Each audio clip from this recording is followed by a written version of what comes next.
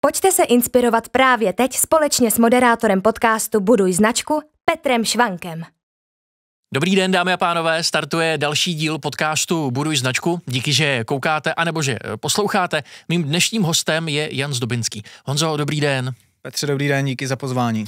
Honza je expert na vedení týmu specialistů na online prodej a marketingové kampaně s důrazem na zvyšování prodejního výkonu a vylepšování zákaznického zážitku v digitálních kanálech.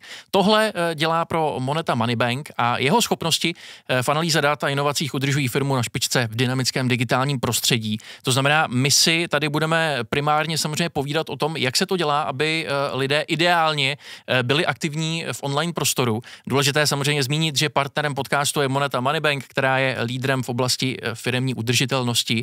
A já bych možná, Honzo, začal tím, jakou vy máte vlastně zkušenost s tím, jak se to vlastně jako historicky pohybuje. To, jak se lidé v tom onlineovém prostředí, řekněme, zadaptovali a říkají si o informace, nechávají na sebe kontakty. Jak vy to hodnotíte? Hele, já si myslím, že tohle vnímají všechny banky nebo možná celý trh obdobně. Česko nebo český zákazník se jako extrémně posunul do toho digitálu. U nás to ukazujou čísla třeba digitálních prodejů, kdy dneska u některých produktů Moneta dosahuje přes polovinu svých prodejů toho daného produktu vlastně čistě online kanálama. Myslím si, že ten zákazník si na to zvyknul hodně a myslím si, že český zákazník je tradičně jako velmi náročný na tenhle kanál. Ono to ostatně souvisí s tím, celý ten online prodej nebo celá tato vertikála souvisí s e-commerce, který je v Čechách hodně rozvinutý. Pamatuju si, že byly doby, kdy Apex zveřejňoval, že prostě v Čechách je nejvíc e-shopů na hlavu v celé Evropě a myslím si, že tohle nám dalo jako velmi solidní základ pro to, aby si Češi jako velmi rychle zvykli na to používat ty digitální kanály. Co byste řekl, že třeba vyžadují víc než obvykle, dejme tomu? Myslím si, že to je tak, že ten český zákazník je tak, jak říkám, jako poměrně náročný. Je to právě daný tím, že máme jako tu velmi solidní základnu v tom e-commerce a zase pamatuju si, že byly doby, kdy prostě, já nevím, třeba v německém e-commerce platilo, že je naprosto standardní, že když si něco objednáte, tak to prostě dostanete za týden. V té době tady Alza prostě nebo CZC nebo nějaký ty velký e-commerce hráči prostě byli schopní ty produkty k vám dopravit jako třeba do třetího dne. A to si myslím, že ty zákazníky vlastně trochu zhýčkalo, když to řeknu ošklivě. A myslím si, že ten český zákazník je velmi, velmi náročný. A je to vlastně jeden z mála faktorů, kterým se dneska ty banky nebo ty hráči na tom digitálním trhu dokážou od sebe nějakým způsobem odlišit, že prostě poskytnou nějakou velmi, velmi dobrou zákaznickou zkušenost při sjednávání toho produktu, ale třeba i při jeho jako servisování, dám příklad, vezmete si hypotéku, tak jedna věc je, že si tu hypotéku dneska můžete u nás plně online sjednat, ale druhá věc je, že ji taky online můžete spravovat, to znamená, přihlásíte se někam do internetového bankovnictví a prostě můžete online čerpat, můžete online dokladovat a podobně. To je prostě něco, co je jedna z mála šancí nebo jedna z mála možností, který na podle mě relativně komoditním trhu, jako jsou některé základní bankovní produkty, vás můžou od konkurence odlišit. Vnímáte to skutečně i u vás v bance jako e-commerce produkt, že budujete, řekněme, svým způsobem e-commerce, kdy skutečně vlastně jako ta hypotéka je tím produktem, který si ten zákazník kupuje? Jednoznačně. Já si pamatuju začátky, protože já jsem v Monetě myslím, že teď v únoru to bude 7 let a pamatuju si, když Moneta s tou digitalizací jako jedna z prvních bank na českém trhu začínala, tak vlastně bylo relativně složitý sehnat ty specialisty, sehnat ty UX designery, ty lidi, kteří jako malujou, kde má být to tlačítko sjednat, pomocí kterého si to ten zákazník koupí, jednoduše, protože ty obory třeba na školách ani neexistovaly. A tam právě se čerpalo z toho, co se vybudovalo na té čistě e-commerce scéně, která tyhle ty specialisty měla a vlastně dneska už je to běžný, jo? Dneska se to vyučuje tyhle obory, jo? Na vysokých školách. V té době to tak nebylo a jako podhoubím nebo základem, kde se tyhle lidi dali sehnat, bylo prostě e-commerce, takže vlastně podle mě ta digitální distribuce pochází prostě z e-commerce. Ty lidi to vymýšlejí, jsou stejný. Vy jste mluvil o té rychlosti. Vnímáte tady ještě nějaká třeba další specifika, po kterých ten český zákazník vysloveně jde? Ono to s tou rychlostí souvisí, ale řekl bych, že je to jako celková jednoduchost. Jo, my dneska u většiny těch produktů klademe poměrně velký důraz na to, aby... Některé ty produkty jsou komplikovaný. Hypotéka je komplikovaný, složitý produkt. Půjčka je složitý produkt, ten klient musí doložit, že vlastně, a my jsme povinní kontrolovat, že ten klient má dostatek prostředků na to, aby tu půjčku následně splácel. Ten trh je jako velmi regulovaný těch finančních produktů, takže to sjednání je jako relativně složitý a je velký tlak na to, aby ty složitý procesy byly co nejjednodušší, takže to souvisí třeba s rozvojem řešení typu Bank ID, kde místo toho, abyste dneska složitě skenoval nebo fotil svůj občanský průkaz, řidičák a teď nahrával se nějakou kamerou a to je vlastně zdlouhavý proces, se kterým ten klient jako nemá tolik zkušeností a často se mu to třeba nepodaří tak, jak by jsme my potřebovali, tak to jde dneska prostě jednoduše nahradit pomocí Bank ID, kde se ten klient jednoduše přihlásí, ale zase je to o nějaký adopci té technologie Bank ID, ale snažíme se jít prostě co nejvíc ruku v ruce s těma moderníma technologiemi, aby jsme zjednodušili tu zákaznickou zkušenost a to zvedá i ty konverze, to znamená to, kolik lidí si ten produkt ultimátně koupí. Co třeba komunikace s tím zákazníkem? Samozřejmě vy sbíráte určitá data, něco o tom zákazníkovi víte.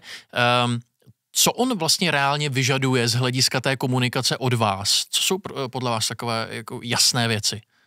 My jako Moneta se snažíme být vlastně hodně přímočaří v té komunikaci. Za nás je to tak, že bankovní produkt je prostě nějaký finanční produkt a ten klient by měl ideálně na co nejmenším prostoru nebo v co nejméně větách získat kompletní informaci o tom, jak ten produkt funguje, kolik stojí a kolik ten klient v konečném důsledku zaplatí, pokud si ho vezme. A tohle je pro nás vždycky ten základ té komunikace. Taky když se podíváte, tak vlastně ve všech těch komunikačních kanálech, nejenom v těch, který já mám dneska na starosti, tak Moneta komunikuje velmi přímočaře. U většiny těch produktů uvidíte prostě velký číslo, který je buď to, kolik za to ten klient zaplatí, anebo kolik ten produkt prostě stojí. No ale pak předpokládám, že jenom o tom čísle to není, že je tam právě přesně spousta různých specifikací a podmínek a tak dále, které taky ale musíte nějakým způsobem vysvětlovat, komunikovat. Jo, souhlas, tak jak jsem říkal, jo, ten bankovní trh je v tomhle velmi regulovaný, takže my samozřejmě, a teď já budu to uvádět třeba na příkladu toho úvěru, což je takový jako univerzální příklad, bych řekl, kde jako kromě toho, že řeknete, kolik to stojí, tak musíte tomu klientovi uvést i nějaký povinný informace typu přesně, kolik za to zaplatí za tu dobu toho splácení. Vlastně v tom bankovním žargonu se tomu říká reprezentativní příklad, kde mu vlastně uvádíte na nějakým modelovém příkladu, když si vezme úvěr 100 000, tak kolik zaplatí, kolik bude splácet, jak dlouho a podobně. No a to vždycky musí být součástí té komunikace, že dneska třeba, když automatizujeme nabídku e-mailama, tak tohle je prostě součástí toho e-mailu, protože je to prostě nějaká povinnost. A pak bych řekl ještě jedna věc zase, to stejné, co platí o těch samotných sjednávacích procesech, nejenom tak platí i v té komunikaci. Musí to být jako velmi jednoduchý. Jo? Ideálně prostě tolik to stojí, takhle to vypadá, tolik zaplatíte a pokud to chcete, tak tady jednou klikněte a už pokračujete v tom procesu. Budou vás čekat tyhle 2-3 kroky, celý to zabere 5 minut. Jo, a to je podle mě to, co ten zákazník dneska očekává. A neříká si naopak ten zákazník, no počkej, tady musí být nějaký háček, protože jako o 3 číslech tam něco ještě musí určitě být, něco mým, nějakou hvězdičku, něco pod čarou. My se třeba tohle snažíme jako fakt minimalizovat. Jo, je samozřejmě pravda, že ty regulatorní požadavky vyžadují třeba ten reprezentativní příklad nebo nějaký prostě jako legal věty, ale celkově ta naše snaha je vlastně se co nejvíc vyvarovat těch poznámek pod čarou, hvězdiček, malýho písma, protože prostě víme, že ten klient to nemá rád. No, tak proč dělat něco, co nemá rád.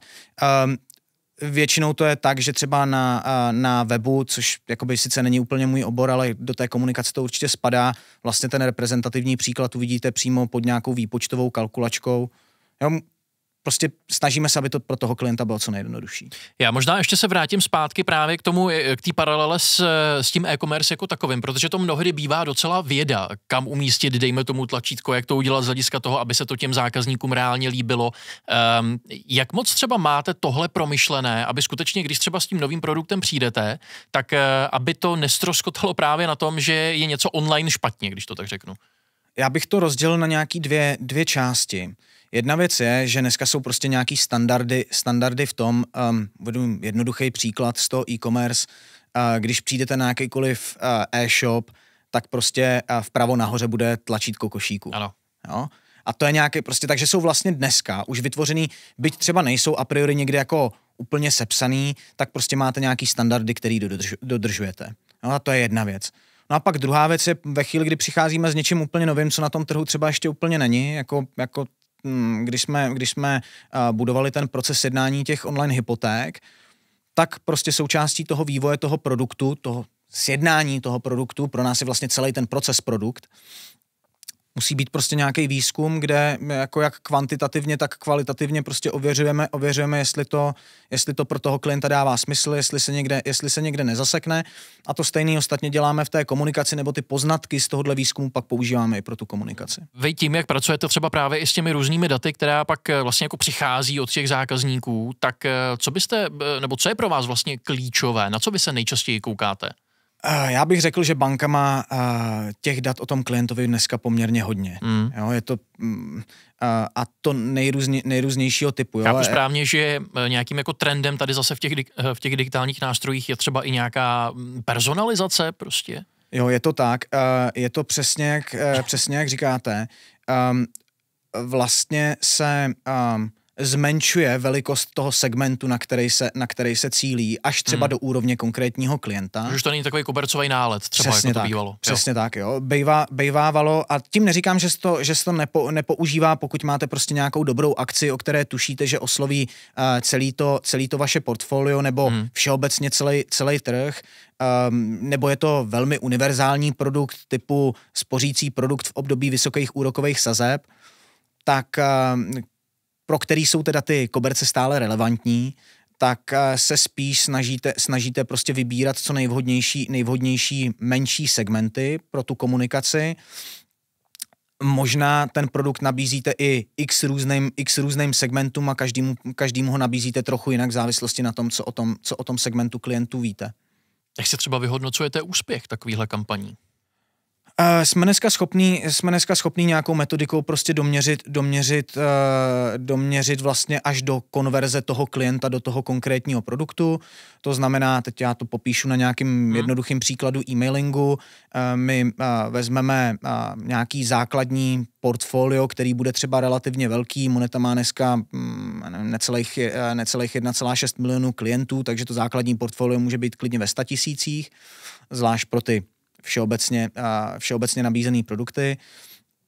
Rozdělíme to na nějaký menší části podle toho, co o těch klientech víme.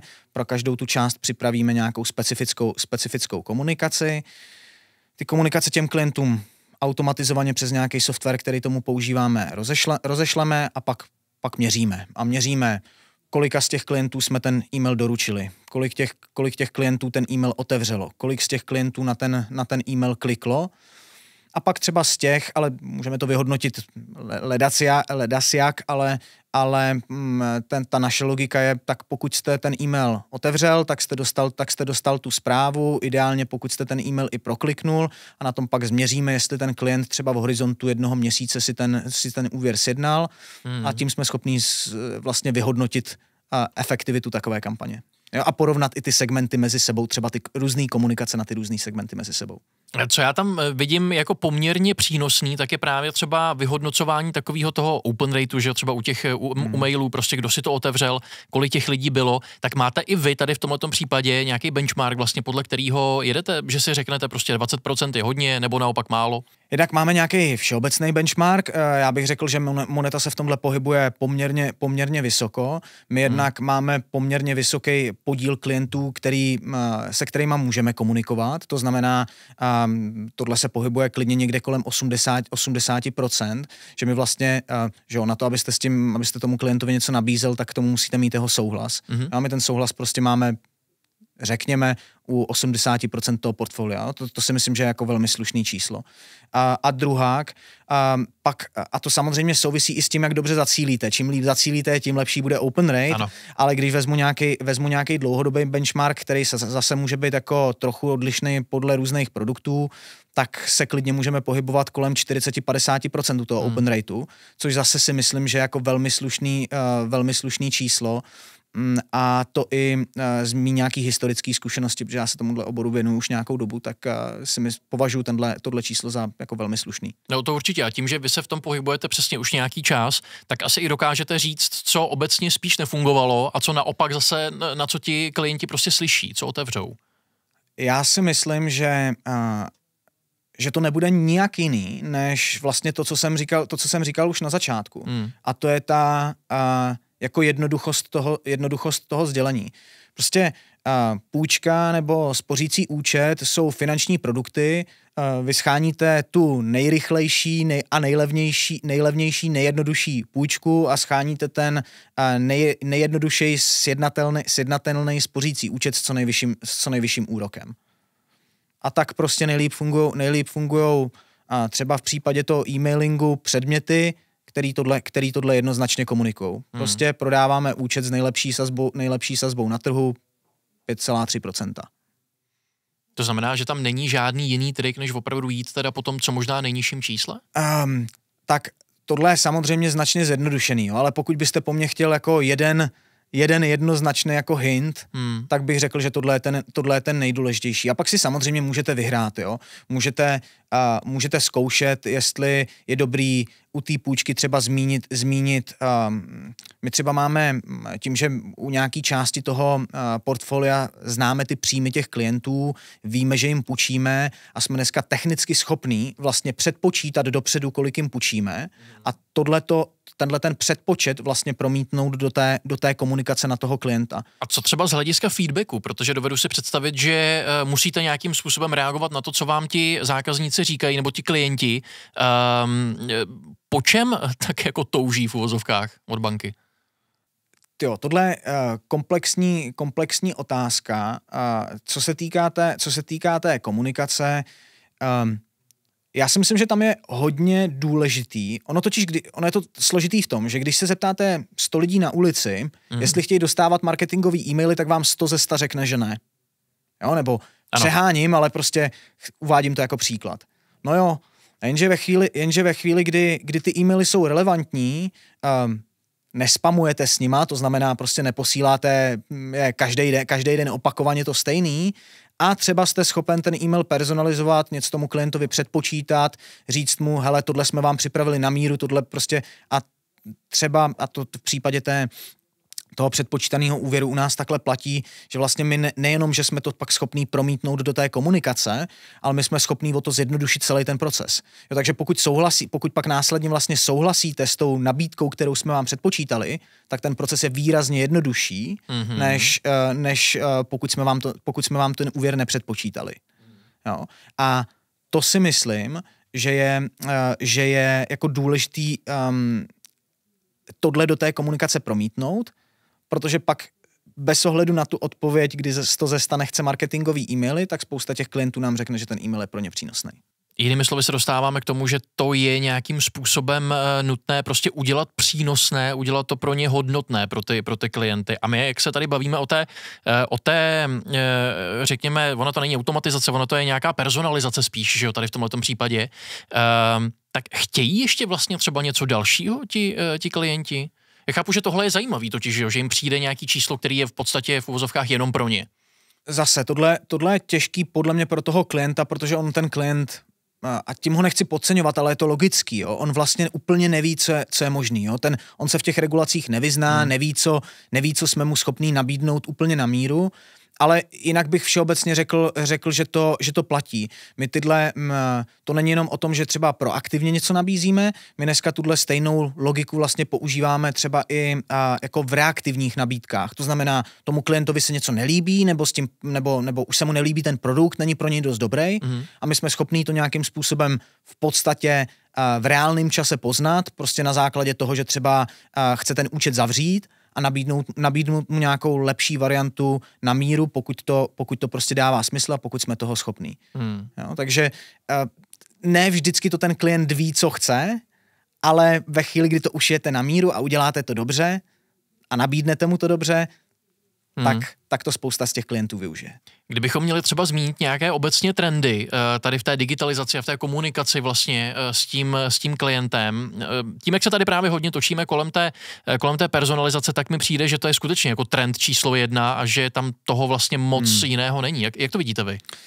Já jako hlavní trend bych jednoznačně souhlasil. Zase, myslím si, že tohle a vím, že se opakuju, ale tohle mi nepřijde mi to jako náhoda. Zase tenhle trend podle mě přišel trochu z té e-commerce, kde x let dozadu bylo normální, že nějakým způsobem personalizujete, navrhujete, já nevím, dám příklad, doporučené produkty. Dneska to na e-shopu každý zná. A většina těch e-shopů byla x let dozadu schopná nabízet něco, co je ušitý pro vás na míru podle toho, jakou kategorii produktů jste si prohlížel a podobně. A zase, myslím si, že se to teď přenáší do té bankovní nebo finanční, bych řekl, celkově sféry. Myslím si, že personalizace je jednoznačně téma a ono to není jenom o, jak to říct, ono to může působit, že to je jenom o personalizaci té komunikace, ale tak to úplně není. Ono to je i o personalizaci těch produktů třeba. No a pak do toho ještě vstupují třeba ty faktory toho, že dejme tomu těch účtů, třeba u vás mám víc, dejme tomu firemní účty, že jsem podnikatel nebo freelancer a podobně. Dokážete tam i tyhle věci nějakým způsobem zohledňovat?